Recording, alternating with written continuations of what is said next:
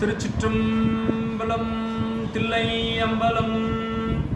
தென்னாடுடைய சிவனே போற்றி, எந்நாட்டவர்க்கும் இறைவா போற்றி, ஏகம்பத்துரையந்தாய் போற்றி, பாகம் பெண்ணொரு ஆனாய் போற்றி, அண்ணாமலையும் அண்ணா போற்றி, கண்ணார் அமுதக்கடலே போற்றி, காவாய் கனகத்திரளே போற்றி, கையிலை மலையானே போற்றி போற்றி, அருள் தரும் சிவகாமி அம்மை உடனுரை அருள்மிகு கைலாய பெருமான் திருவடிகள் போற்றி போற்றி, அருள் தரும் அனுபாம்பிகை அம்மை உடனுரை அருள்மிகு ரிசவேஸ்வர பெருமான் திருவடிகள் போற்றி போற்றி.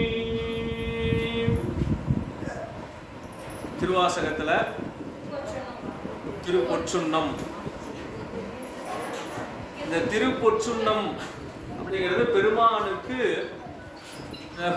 பொடி சுண்ணம் அப்படின்னா அந்த திருமஞ்சனம் மாட்டுவதற்குரிய பொடி இடித்தல்.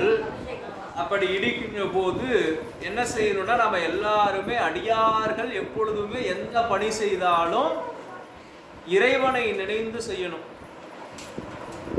அந்த இறை நினைவோடு செய்ய வேண்டும் என்பதற்காக தான் அந்த பெண்கள் அந்த சுண்ணம் இடிக்கின்ற நேரத்தில் அப்படியே பதிகம் பாடிக்கொண்டு இறைவனுடைய பெருமையை பாடிக்கொண்டே சுண்ணம் இடிக்கிறார்கள்.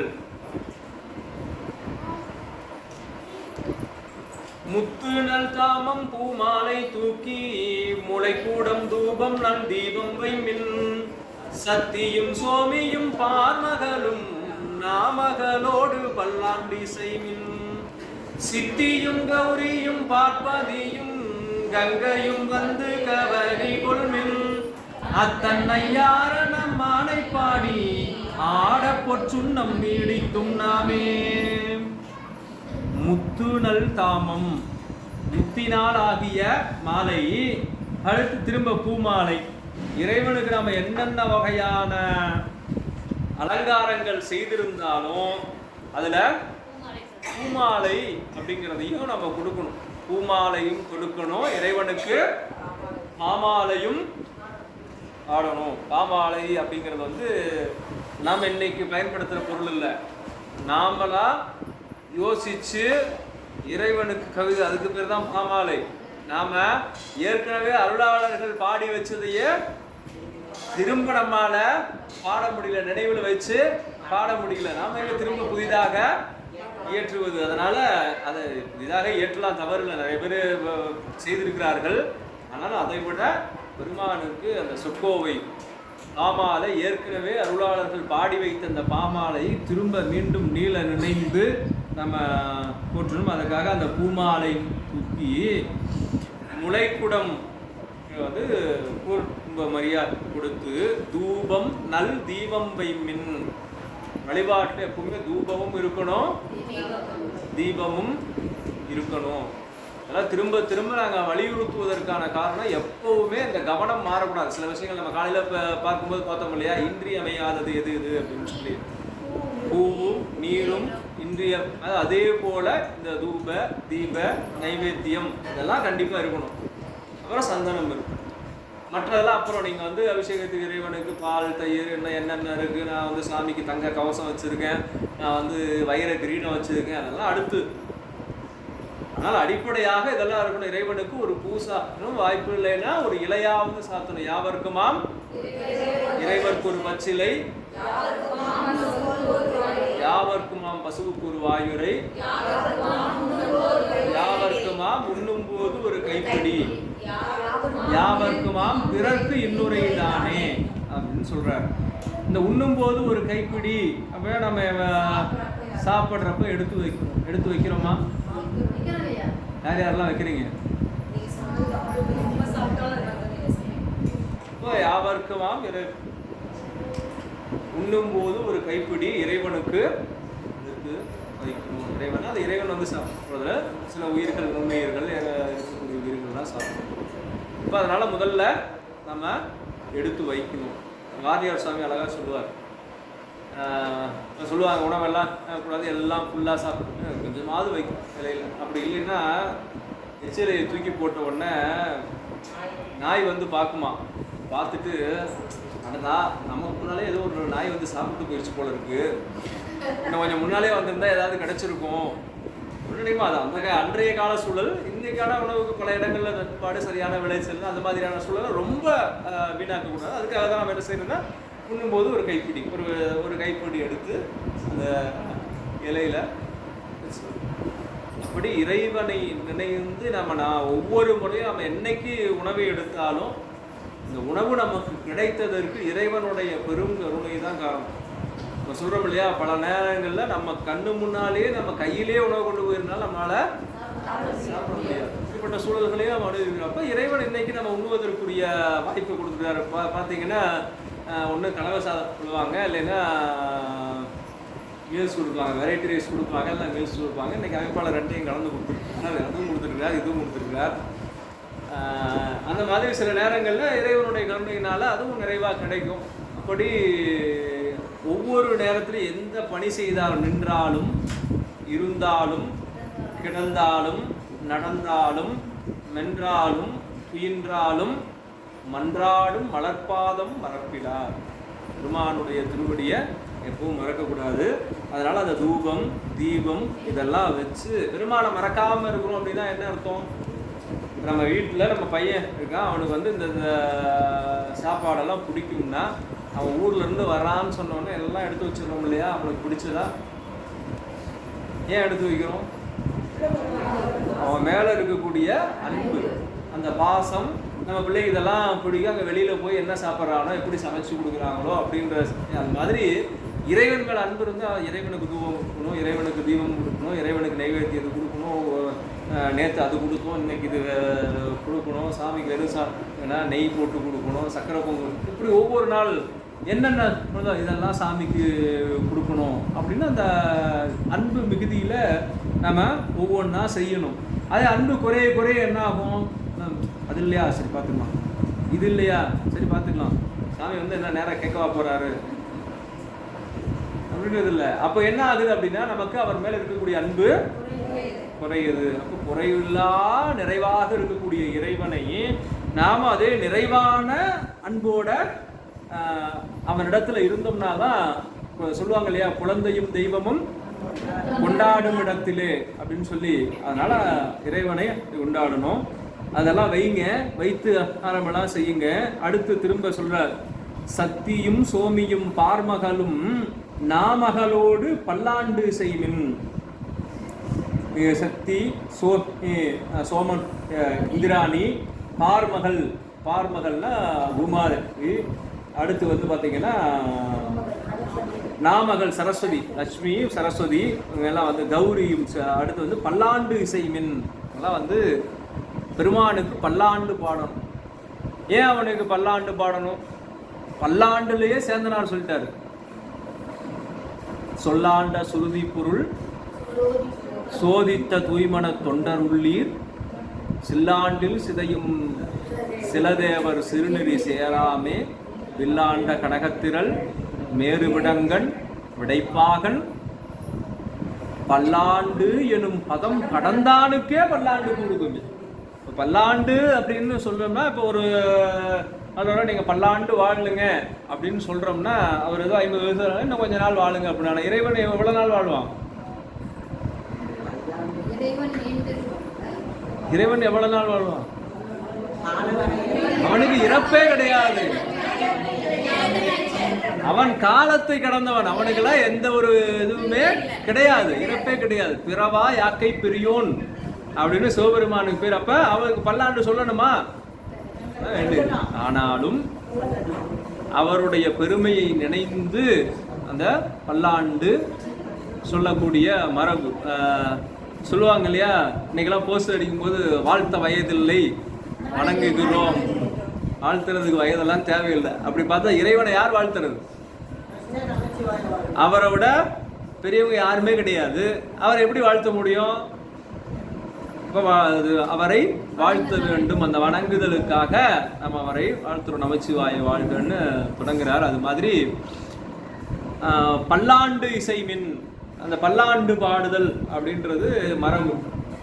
அப்படி அந்த பல்லாண்டு இசைமீன்கள் சித்தியும் கௌரியும் பார்ப்பதியும் கங்கையும் வந்து கவரி கொள்மின், கவரி வீசுங்க அப்படின்னு சொல்றாரு. பார்ப்பது விழா காலங்கள் எல்லாம் பார்த்தீங்கன்னா பெரிய பெரிய திருக்கோயில் விழா காலங்கள்ல 2 பேர் இருந்து பெருமானுக்கு அந்த வெண்சாம்னு சொல்லக்கூடிய அந்த கவரி வீசி கொண்டிருப்பாங்க. கவரின்னு சொல்லுவாங்க, வெண்சாமரம்னு சொல்லுவாங்க. அப்படி பார்த்தீங்கன்னா அந்த அது சில கோயிலில் வெள்ளி தங்கம் எல்லாம் போட்டு அந்த வெள்ளை நிறத்தில் அந்த இது சாம் அப்படின்னு சொல்லுவாங்க. அப்படி அதையெல்லாம் வைத்து பெருமானுக்கு அந்த காற்று வரும்படியாக அப்படியே வீசி கொண்டிருப்பார்கள். சித்தியும் கௌரியும் பார்ப்பதையும் கங்கையும் வந்து கவரிகளும் அத்தன் ஐயாரன் அம்மானை பாடி ஆடப்புற்றுன்னம் இடித்துண்ணாமே. திருவையாற்றில் வச்சிருக்கக்கூடிய பெருமானை, நமக்கெல்லாம் தலைவனாக இருக்கக்கூடிய பெருமானை அவனை பாடிக்கொண்டே அவன் அபிஷேகம் செய்ய வேண்டும், அவனை நீராட்ட வேண்டும் என்பதற்காக நீங்கள் இந்த சுண்ணப்பொடிகளை இடிப்பீர்களாக என்று சொல்லி அங்கே அடுத்து 2வது பாடல். புவியல் வாசடை எம்பீராக்கு பொன்திரு சுண்ணம் இடிக்க வேண்டும், மாவின் பாடுவாகீர் அன்ன கண்ணீர் அம்மிங்கள் வந்துடன் பாடுவிங்கள், பூவுமின் தொண்டர் பூரம் நீலாமே குடிமின் தொழுமின் கோடெம்பூத்தன், தேவியும் தானும் வந்தெம்மையாள செம்பொன் சொய்சும் நம் இடித்தும் நாமே. பூவியல் வார்சடை எம்புரார்க்கு, பெருமானுடைய சடை அப்படியே வளர்ந்து இருக்கக்கூடிய சடை, அதுக்கு வார்சடைன்னு பேர். பொன் திருச்சுண்ணம் இடிக்க வேண்டும். அப்படி வார்சடை உடைய பெருமானுக்கு அந்த சடை எப்படி இருக்குமா, இப்போ நாமெல்லாம் கொஞ்ச நாள் சடை போட்டோம்னா என்ன ஆகுன்னா கொஞ்ச நாள் அப்படியே சரியாக பராமரிப்புனா அந்த சடையெல்லாம் விசிறி பிடிச்சி போய் பார்த்த உடனே அருவருக்கத்தக்கதாக மாறிடும். ஆனால் பெருமானுடைய சடை எப்படிப்பட்டதா, எப்போதுமே அழகு நிரம்பி இருக்கக்கூடிய சடை. ஏன்னா அந்த சடையில பாருங்க, அதே சடையில தான் பிறைச்சந்திரனையும் வைத்திருக்கிறார், அதே சடையில தான் பாம்பையும் வைத்திருக்கிறார். ரெண்டும் ஒன்றுக்கு ஒன்று எதிரிடையாக இருக்கக்கூடிய, எதிரியாக பகை உடையதாக இருக்கக்கூடியது. காலையில் நாம் பார்த்தோம் இல்லையா, ஆனாய நாயனாருடைய வரலாற்றுல அந்த 5 எழுத்து இந்த பகையை நீக்கி 2ஐயும் ஒன்றாக்கி வைத்திருப்பதை போல இறைவனுடைய சந்நிதியிலையும் அப்படிதான் பகை மறந்து அவை ஒன்றாக இருக்கின்றன. அப்படிப்பட்ட பெருமானுக்கு பொன் திருச்சுண்ணம் இடிக்க வேண்டும், அவருக்காக இந்த திருச்சுண்ணத்தை நாம் இடிக்க வேண்டும். அதனால மாவின் வடுவகிர் அன்ன கண்ணீர் வம்பின்கள் வந்துடன் பாடுமின்கள். அப்படியே இந்த மாங்காய் வளர்ந்து வைத்தால் எப்படி அந்த வடிவம், அதை போன்ற கண்ணை உடைய பெண்களே வந்து பாடுங்கள், வந்து உடன் பாடுங்கள். பூமின் தொண்டர் புறம் நிலாமே, தொண்டர்கள் யாராவது இந்த பொற்சுண்ண எப்ப வெளியில யாராவது இருக்காங்களா பாருங்க, அவங்க யாரும் வெளியில நின்ற கூடாது, அவங்களையும் கூப்பிடுங்க. பூமின் தொண்டர் புறம் நிலாமே குனிமின் தொழுமின், அவங்களெல்லாம் வணங்கி வாழ்த்தி ஐயா வாங்க பெருமானுக்கு நம்ம பணி செய்கின்றோம் என்று சொல்லி எம்கோன் எம் கூத்தன் தேவியும் தானும் வந்து எம்மை ஆள, உமையம்மையோடு இந்த அருட்கோலத்திலே தோன்றி வந்து நம்ம எல்லாம் ஆட்கொண்டிருக்கக்கூடிய பெருமாள், ஆட்கொள்வதற்காக வரக்கூடிய பெருமாளுக்கு செம்பொன் செய் சுண்ணம் இடித்தும் நாமே, செம்பொன் சுண்ணத்தை நாம் இடிப்போமாக என்று சொல்லி இங்கே பாடுகின்றார். 3வது பாடல். சுந்தர நீர நின்றும் மெழுகி தூய பொன் சிந்தி நீதி பரப்பி இந்திரன் கற்பகம் நாட்டி எங்கும் எழில் சுடர் வைத்து கோடி எடுமின் அந்தர கோல எந்தன் பெருமான் ஆழியான் நாதன் நல் வேலன் தானை எந்தர மாலுமையால் கொழுனக்கு ஏய பொற்சுண்ணம் இடித்தும் நாமே. சுந்தர நீரணிந்து, அழகுடைய திருநீர் சுந்தர அணிந்து மெழுகி தூய பொன் சிந்தி நிதி பரப்பி, அங்க மெழுகி கோலமெல்லாம் போட்டு அலங்காரம் செய்து இந்திரன் கற்பகம் நாட்டி, வைரத்தில் கற்பகம், அந்த கற்பகம் போல அந்த என்ன சொல்றது முகூர்த்த கால் சொல்றோம் இல்லையா, அந்த வந்தல் கால் நட்டு எழில் சுடர் வைத்து கொடியெடுமின், எல்லா இடத்துலையும் சுடர் ஒளி வீசி பறப்பதை போலவும், அடுத்து பார்த்தீங்கன்னா அந்த கொடிகள் அவற்றையெல்லாம் அலங்காரம் செய்து அந்தரர்கோன் தேவர்களுக்கெல்லாம் தலைவன் இந்த அயன்தன் பெருமான் பிரம்மனுக்கும் தலைவனாக இருக்கக்கூடிய சிவபெருமான் ஆழியான் நாதன். ஆழி அப்படின்னா சக்கரம். சக்கரத்தை உடைய திருமாலுக்கும் தலைவனாக இருக்கக்கூடிய சிவபெருமான் நல்வேலன் தாதை, நல்ல வேலை ஏந்தி கொண்டிருக்கக்கூடிய முருகனுக்கு தந்தையாக விளங்கக்கூடியவர். எந்தரம் ஆளுமையால் கொழுனருக்கு, என்னையும் ஆட்கொள்ளக்கூடிய அந்த பெருமானுக்கு உமையால் கொழுனருக்கு ஏய்ந்த பொற்சுண்ணம் இடித்தும் நாமே. உமையம்மை தன்னுடைய இடப்பாகத்தில் கொண்டிருக்கக்கூடிய எங்கள் பெருமானுக்கு பொற்சுண்ணம் இடிக்கலாம், பாருங்கள், நம்ம இடித்துக் கொண்டு வாருங்கள் என்று சொல்லி 3வது பாடலில் சொல்றார். காசு அணி மீன்கள் உலக்கை எல்லாம் காம்பு அணி மீன்கள் கரைபுரலை நேசமுடைய அடியவர்கள் நின்று நிலாவுக என்று வாழ்த்தி தேசம் எல்லாம் புகழ்ந்தாடும் கட்சி திரு ஏகம்பன் செம்பொன் கோயில் பாடி பாசவினையை பறித்து நின்று பாடி பொற்சுண்ணம் நீடித்தும் நாமே. காசு அணிமின்கள் உலக்கையெல்லாம், காசு சொல்லி அந்த அலங்காரத்துக்கு உலக்கைக்கெல்லாம் ஒரு அதை வச்சு கட்டுங்க அப்படின்றாங்க. காம்பு அணிமின்கள் கரை உரலை அப்படின்னா உரலுக்கு பட்டு துணி, அந்த இடிக்கக்கூடிய உரலுக்கு பட்டு துணியை கட்டுங்கள் அப்படின்னு சொல்றார். நாகை பதிகத்தில் சுந்தரமூர்த்தி நாயனார் பாடும். காம்பினோடு நேத்திரங்கள் பணித்தருள வேண்டும் கடல் நாகை காரோணம் மேவி இருந்தீரே அப்படின்னு சொல்லி அந்த பாடல் வரும். நாகை காரோணத்து பதிகம் அதில் தான் சொல்லுவார், அடியார்களுக்கு சாமி கரிபிரவு நெய்சோறு முப்போதும் வேண்டும் கடல் நாகை காரோணம் மேவி இருந்தீரே அப்படின்னு கேட்பார். சாமி காய்கறிகள் எல்லாம் 16 வகை கறிகள் வைத்து, கறிகள்லாம் வேற ஏதாவது நினச்சிடுவார், 16 வகையான காய்கள் வைத்து அதில் நெய்யெல்லாம் நிறைய விட்டு அடியார்கள் அப்படி அடியார்களுக்கு விருந்து கொடுக்குவாங்க. கரிபிரவு நெய்சோறு முப்போதும் வேண்டும் கடல் நாகை காரோணம் மேவி இருந்தீரே அப்படின்னு சொல்லிட்டு அந்த பாருங்க. முதல் பகுதி பத்தூர் புக்கு இறந்து உண்டு பலபதிகம் பாடி அப்படின்னு அந்த பதிகம் தொடங்கும். அதில் சொல்லுவார்.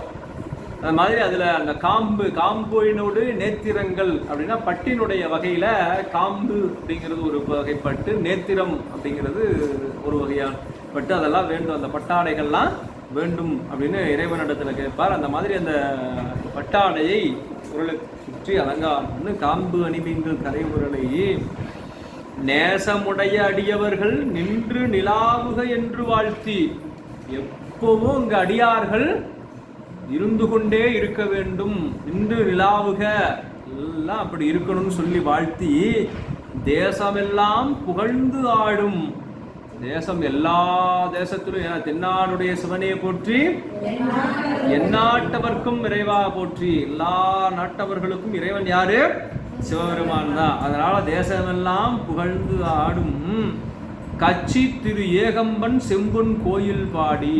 காஞ்சிபுரத்தில் இருக்கக்கூடிய ஏகாம்பரநாதர் என்று சொல்லக்கூடிய அந்த பெருமானுடைய கோயிலை பாடி பாசவினையை பறித்து நின்று பாடி பொற்சுண்ணம் இடித்தும் நாமே. எல்லாரும் காஞ்சிபுரம் போய் பார்க்கணும். கட்சி ஏகம்பம் அங்கே உள்ள ஒரே ஓனகாந்தன் தான் கொஞ்சம் தூரம், மற்ற தலங்கள்லாம் அங்கேயே பக்கத்துலேயே இருக்கும். அந்த காஞ்சிபுரம் டவுனில் மொத்தம் 5 பாடல் பெற்ற தலங்கள் இருக்குது.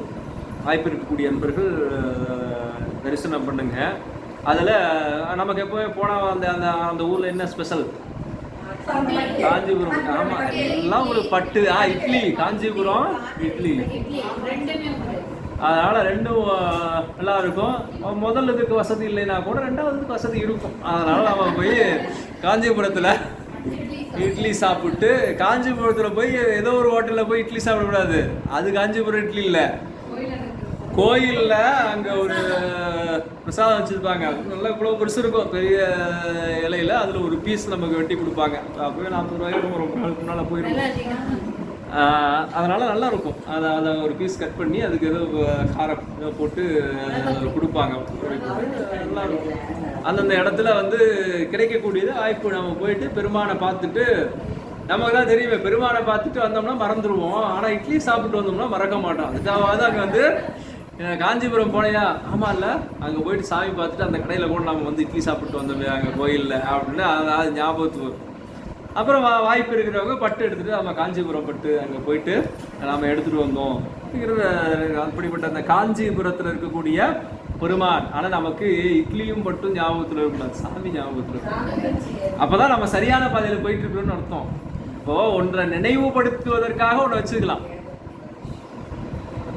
ஆனால் என்ன செய்யறது, ஓமையே வச்சுக்கிட்டே இருக்கக்கூடாது. ஒரு ஓமை ஒரு சொல்றதா இது மாதிரி அது பெருமானுடைய அருள் அப்படின்னா, சாமியினுடைய திருவடி எப்படி இருக்குங்க, தென்றல் மாதிரி இருக்குங்க அப்படின்னு சொல்லி சொல்றாரு. மாசில் வீணையும் மாலை மதியம் வீசு தென்றலும் நீங்கள வேணிலும் மூசு வண்டரை பொய்கையும் போன்றதே ஈசன் எந்தை இணையடி நீழரே அப்படின்னு சொல்றாரு இல்லையா. அந்த மாதிரி பெருமானுடைய திருவடியெல்லாம் எப்படி இருக்கும் அப்படின்னா எவ்வளவு குளிர்ச்சி குறிந்த இதாக இருக்கும். ஐஸ் கட்டியில் அப்படியே அவ்வளோ தென்றல், வீணையினுடைய இசை இப்படியெல்லாம் இருக்கும் அப்படின்னு சொல்லி சொல்வதை போல. அதனால் அதையெல்லாம் நினச்சிட்டு இருக்கக்கூடாது. நினைக்க வேண்டியது எது, இறைவனுடைய திருவடி.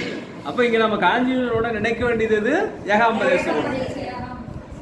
மற்றதெல்லாம் இல்லை. அது ஒரு காஞ்சிபுரத்தின் ஊருக்கு ஒரு அடையாளத்துக்காக நம்ம தெரிந்து வைத்திருக்கக்கூடியது. ஆனால் இறைவனைத்தான் நம்ம எப்போதும் தெரிந்து வைத்திருக்க வேண்டும். ஏகம்பன் செம்பொன் கோயில் பாடி பாச வினையை பறித்து நின்று பாடி பொற்சுண்ணம் இடித்தும் நாமே. இப்ப வினையை பறிக்கணும் அப்படின்னா நமக்கு எத்தனை வினை இருக்கு? 2 வினை இருக்கா? என்ன வினை? நல்வினை தீவினை. சரி, அது ஒரு வகையில் சரி, நமக்கு நல்வினையும் இருக்கு தீவினையும் இருக்கு.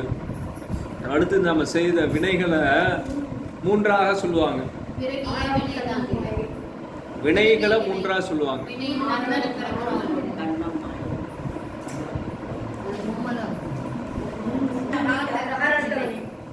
சஞ்சிதம், பிராரத்தம், ஆகாமியம். அப்ப இந்த வினையை பறிக்கணும் அப்படின்னு சொன்னா பாச வினையை பறித்து நின்று அப்படின்னா இந்த 3 வினையும் நீங்கணும். சஞ்சிதம் என்று சொல்லக்கூடிய பழவினை, அடுத்து பிராரத்தம் என்று சொல்லக்கூடிய நிகழ்வினை, இப்ப அனுபவிக்கிறதுக்காக இந்த பிறவியில அனுபவிப்பதற்காக கொண்டு வந்தது. அடுத்து ஆகாமியம் என்று சொல்லக்கூடியது வருவினை, இப்ப திரும்ப வினை செய்து ஈட்டக்கூடியது, அதற்கு ஆகாமியம் பேர். இப்ப இந்த பாச வினையை பறித்தல் அப்படின்னா எப்படி இதை நீக்க முடியும்? சஞ்சிதம் எப்படி நீங்கும்?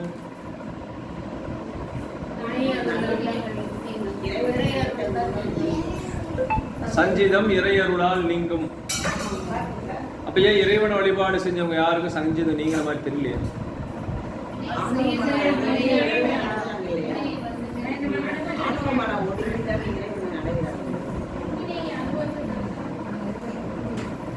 வினையை அனுபவித்து தான் கழிக்கணும்.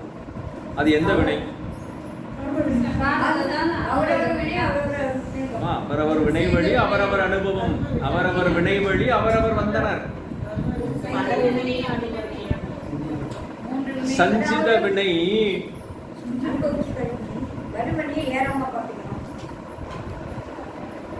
தீக்கையில குருநாதர் கழிப்பார். சஞ்சித வினையா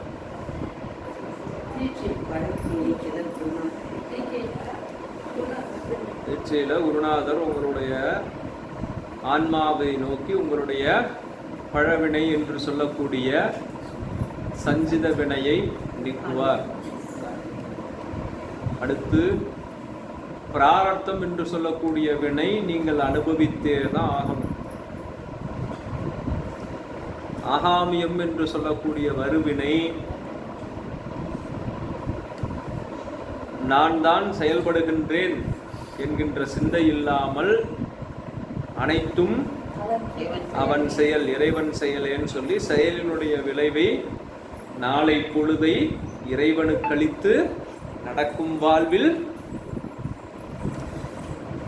நிம்மதி தேடு சொல்ற மாதிரி மறுவினை என்ன செய்யணும், எதை செய்தாலும் சிவார்ப்பணம் அப்படின்னு சொல்லிட்டோம்னா சொல்றது மனசுலயே அப்படி இருக்கணும். சிவார்ப்பணம் அப்படின்னு சொல்லி எல்லாவற்றையும் இறைவனிடத்துல ஒப்பு கொடுத்துட்டோம்னா மறுவினை இல்லை ஆகும். இப்போ இந்த பிராரத்தத்தை தான் என்ன செய்யணும்னா அனுபவித்தே கழிக்கணும். அந்த பிராரத்தத்தையும் இறைவன் அதற்கு ஒரு வாய்ப்பு கொடுக்குறான். என்ன வாய்ப்பு கொடுக்குறான்னா அந்த பிராரத்த வினையை கழிப்பதற்குரிய வழிமுறைகள்.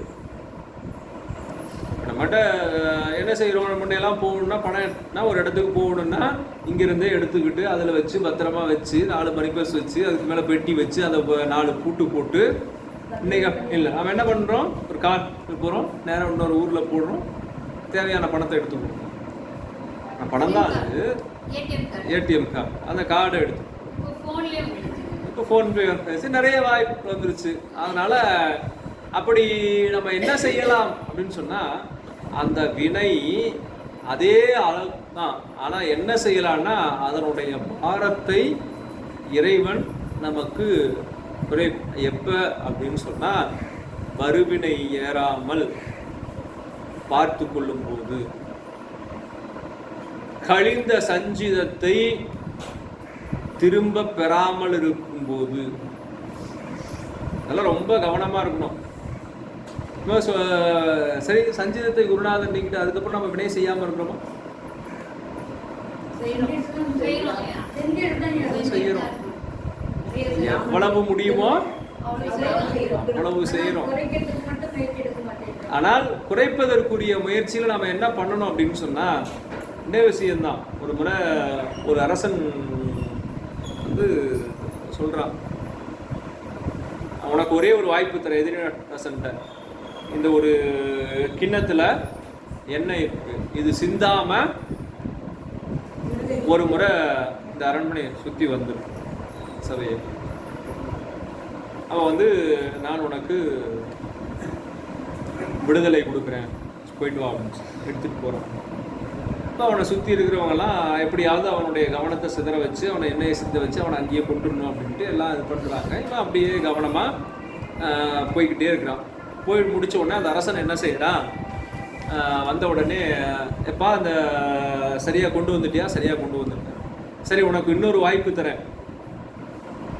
உன்னை யாரெல்லாம் பாராட்டினாங்களோ அவங்களுக்குலாம் இந்த பாரு நிறைய பொற்காசுகள் இருக்கு, எடுத்து யாருக்கு வேணாலும் எவ்வளோ வேணாலும் இந்த பக்கம் சவுக்கு வச்சிருக்கேன். உன்னை யாரெல்லாம் திட்டினாங்களோ அவங்களெல்லாம் இந்த சவுக்கால் எத்தனை அடி வேணாலும் அடிச்சு உனக்கு 2 வாய்ப்பு கொடுக்குறேன் அப்படின்னு. அப்போ அவன் சொன்னானா, எனக்கு என்னை யார் பாராட்டினாங்க, என்னை யார் திட்டினாங்கன்னு எனக்கு தெரியல. என்னுடைய கவனம் முழுக்க இதை சிந்தாமல் கொண்டு வந்தால் தான் நான் தப்பிக்க முடியுங்கிறனால அந்த சிந்தாமல் கொண்டு வர்றதுலே என்னுடைய கவனம் முழுவதும் இருந்தது அந்த இளவரசன் சொன்னான்.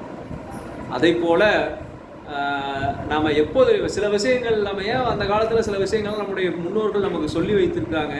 இன்றைக்கி பார்த்தீங்கன்னா பல இடங்களில் தூங்குனா எழுப்ப மாட்டாங்க, தூங்குறவங்களை எழுப்பக்கூடாது அப்படின்னு சொல்லுவாங்க. ஏன் சொல்கிறாங்க? வெளியெல்லாம் போகிறதில்ல, என்ன கூடு விட்டு கூடு பார்த்து வேறு இடத்துக்கு அப்படிட்டாங்க. அவர் வந்து என்னன்னா, ஒரு மனிதன் குறைந்தபட்சம் பாவம் செய்யாமல் இருக்கிற நேரம் எதுனா தூங்குற நேரம் தான். அதனால அவனை எழுப்புனா அவன் திரும்ப வந்து உடனே கோவப்பட்டு வினையை தேடிப்பான், யார் என்ன எழுப்புனது அப்படின்னு சொல்லி. அதனால அந்த வினை செய்யாமல் இருக்கணும் அப்படிங்கிறதுக்காக அதை வந்து அதனால தான் அருளாளெல்லாம் பாடும்போது தூங்காமல் தூங்குவது காலம் அப்படின்னு அந்த பத்திரகிரியாருடைய புலம்பல்ல அவர் சொல்லுவார். அது என்ன தூங்காமல் தூங்குவது அப்படின்னா, அப்படியே நம்ம நல்லா தூங்கிட்டோம்னா எழுப்புனா கோபம் வரும். ஆனால் சரியாக தூங்கவே வச்சுக்கோங்க, வந்து தொட்ட உடனே ஏன்னா உடனே எழுந்திரிச்சு, இல்லை நான் தூங்கலை, சும்மா தான் படுத்துட்டு இருந்தேன், நீ வந்து தெரிஞ்சது நான் உடனே எழுந்திரிச்சிட்டேன். அப்போ அவருக்குள்ளே என்னது அந்த கோபமெல்லாம் வரல. இதே நல்லா தூங்கிட்டு இருக்கும்போது எழுப்புனா கோபம் வரும். அப்ப தூங்காமல் தூங்குவது அப்படின்னா அப்படியும் ஒரு பொருள் எடுத்து. இன்னொன்னு என்னன்னா, வினை செய்யாமல் இங்க இருக்கணும். அதுக்கு பேர் தான் தூங்காமல் தூங்குவது. வினை செய்யாமல் இருக்கணும்.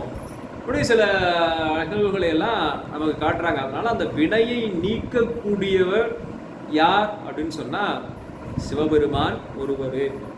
வினையை நீக்கக்கூடிய அதிகாரம் வேறு யாருக்கும் கிடையாது. அதனால அப்படிப்பட்ட இறைவனை நாம் பாடி இந்த திருச்சுண்ணத்தை பொற்சுண்ணத்தை நாம் இடிப்போமாக என்று சொல்லி இந்த பாடல்ல காட்டுறார். அடுத்து 5வது பாடல். அருகு எடுப்பாராயனும் அறியும் அன்றி மற்றிந்திரனோடமர நறுபொரு தேவகணங்கள் எல்லாம் நம்மில் பின்பல்லதெடுக்க ஒட்டோம் செறிவுடை மும்மதிலெய்த வில்லி திரு ஏகம்பன் செம்பொன் கோயில் பாடி முருவன் செவ்வாயினீர் முக்கண்ணப்பற்கு ஆட பொற்சுண்ணம் நீடித்தும் நாமே. அருகு எடுத்தல் அப்படின்றது ஒரு இந்த காலத்தில் இருந்த ஒரு நிகழ்வு.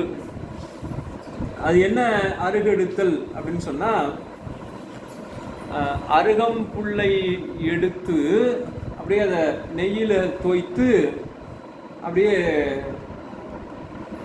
தலை மேல வச்சு அப்படியே தொட்டு அப்படியே தெளித்து தான் அருகு எடுத்தல் அப்படின்னு இப்போ சொல்றாங்க. அந்த வழிமுறைகள்லாம் இப்போ அதிகம் இல்லை, வழக்கில் இல்லை. அப்படி அருகு எடுப்பார் அயனும் அறி